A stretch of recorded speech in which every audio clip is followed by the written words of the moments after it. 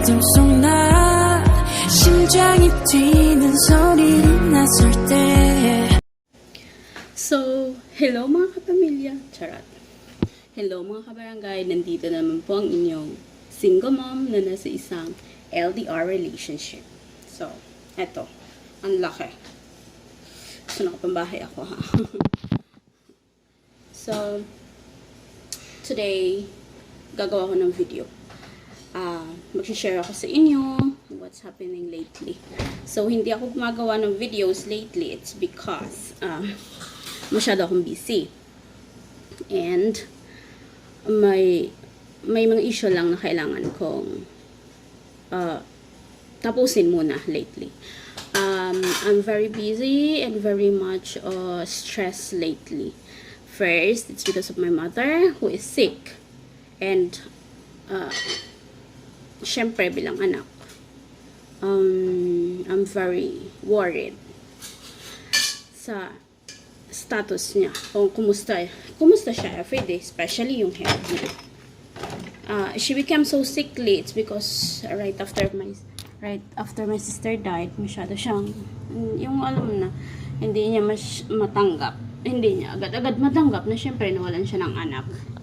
And the saddest part of that, it's because nawala yung anak niya and naiwan yung apo niya na walang ina.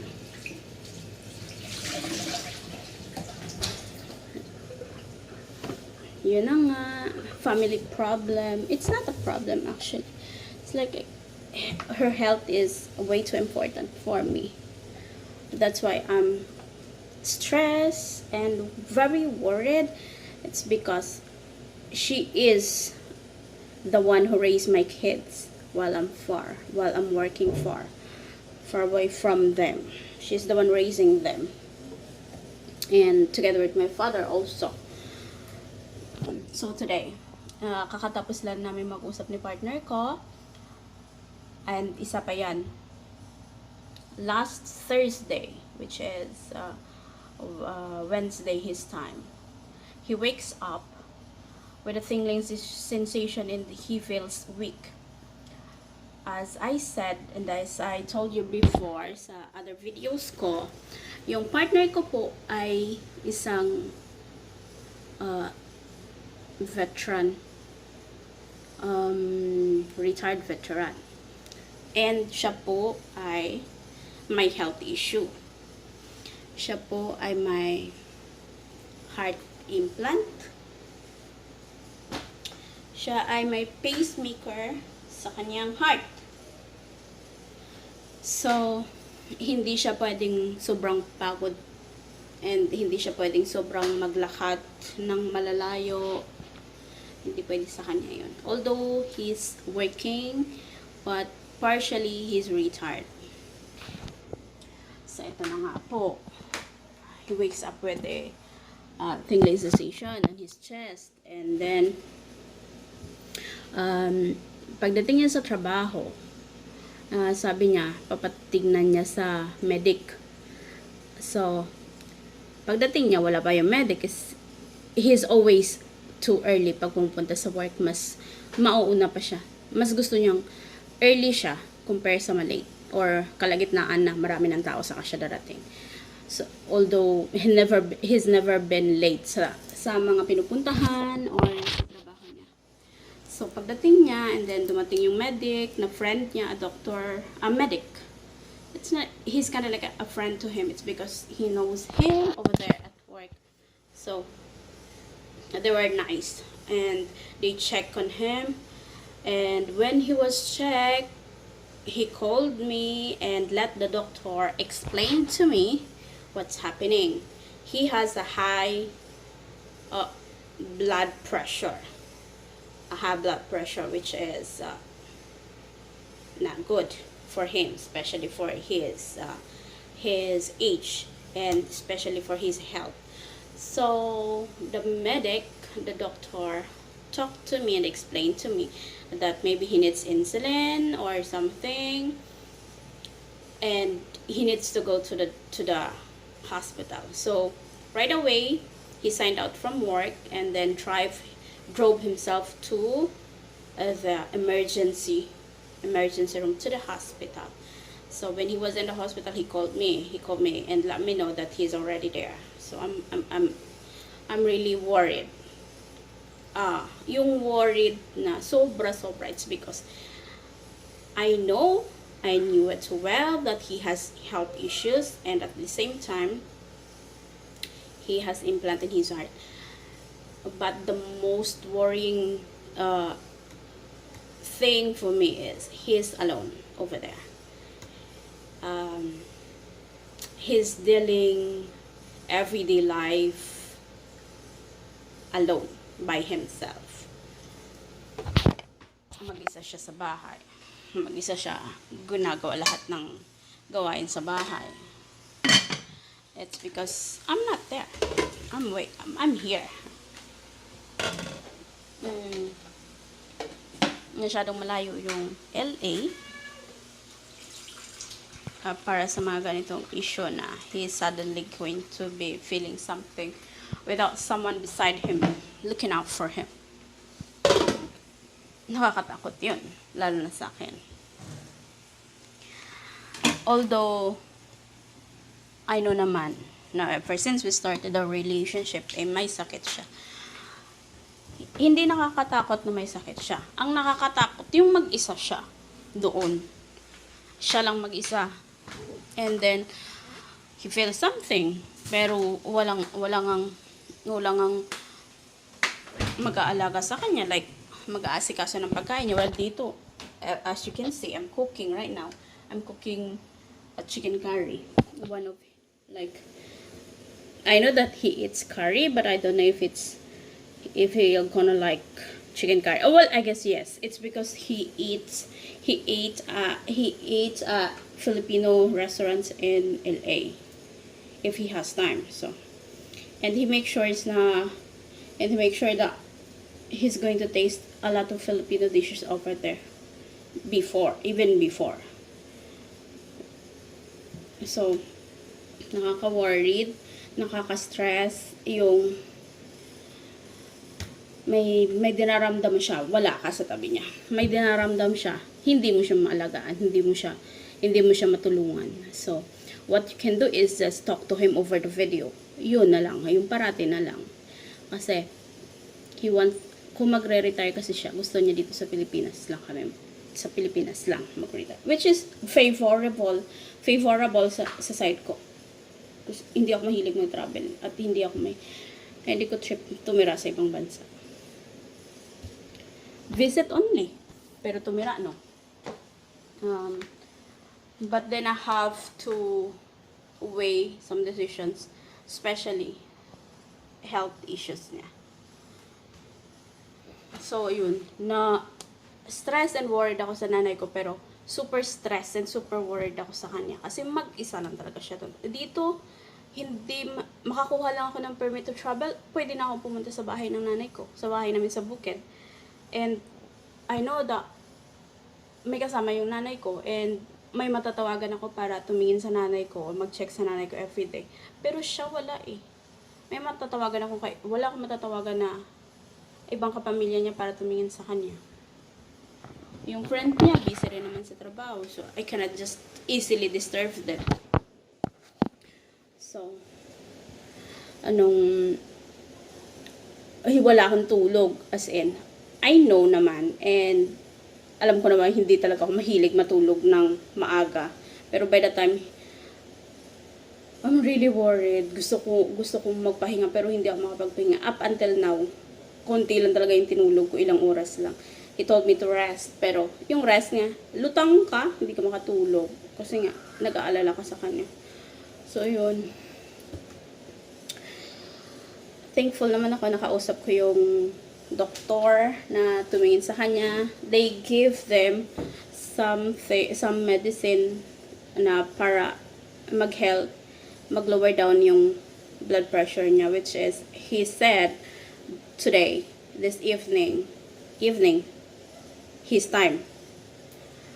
And, okay na siya. Wala na yung tingling sensation and feel niya sa chest niya. And, I told him na kumain talaga siya. He needs to try to make sure na kumain talaga siya ng proper meal, not just burgers, sandwiches, and whatever. Alam naman natin lahat, siguro naman alam na, pagdating sa US, busy talaga yung life. Work. And then, gusto mo magluto, pero wala ka ng time. Ganun. Eh, dito kasi, kung nandito siya sa Pilipinas, he knows it very well that I always cook. I don't like frozen foods. I don't like frozen or preheated foods. So, I make sure na I always cook. So, I'm thankful naman na okay na siya. I thank God na lahat ng prayers ko naman pinapakinggan ni Lord na parati lang siyang magiging okay kasi nga wala pa siya dito. Hindi pa siya makauwi sa tabi namin. So, right now, before I make this video kasi it's right now it's 2:28 in the afternoon. So, as you can see, hapon na. So, nagluluto ako ng chicken curry. So, naggayat ako ng gulay, prepared na siya. I will just wait for the chicken to be tendered so that I can do this cooking, so I can finish this cooking, and then I'm going to do something later bago pa siya bago ko siya gisingin ng time na para gumising siya. Kasi gigisingin ko siya kasi papasok siya. May trabaho siya. Siya kasi yung tao na basta nakakommit na siya is gagawin niya. Whatever happen. So, thankful naman ako dahil nung may dinaramdam siya, he really back out from work. He really go make sure that his health is the first priority. Because I always told him, your health will always be the first priority and not to work. So, and of course, yun ang pinaka-importante talaga. Your hair's so messy. What are you going to get?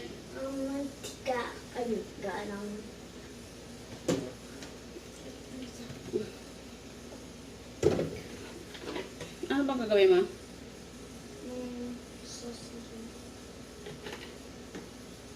Okay na. Huwag na ibalik yan. So, ayun. Mamaya, gigisingin ko siya. Last July 7, yun na nga, diba? Nag 9 years kami last July. We had a small celebration. Small celebration lang. Kami lang naman. Tsaka bawal kaya party na maraming tao, diba? So, ayan. I'm thankful na okay siya. And he's happy. He's not feeling anything sensation sa heart, sa chest niya. So, as you can see, I'm using a Pyrex because I'm checking how many cups of water I take every day. How many ounces I drink. So, Pyrex ang ginagamit ko kasi wala kaming glass na tamang-tama para sa, as in 1 glass of water. And I'm drinking hot water kasi hindi ako pwede sa cold. So, I make sure na ang water ko is warm. Oh, ayun. Ang daming glass sa table. So, yun ang masyado akong worried sa sitwasyon niya. Sino ba naman hindi mag-worry? Wala ka sa tabi niya. Wala siya sa tabi mo. Siya lang mag-isa doon. So, medyo okay na ako kasi he's not feeling well. He's feeling well na. He told me na he's okay na. There's no tingling sensation sa chest niya. Okay na ako. And I told him, kailangan niya talaga ng super pahinga. Despite sa stress niya, and also na rin sa stress niya siguro lately.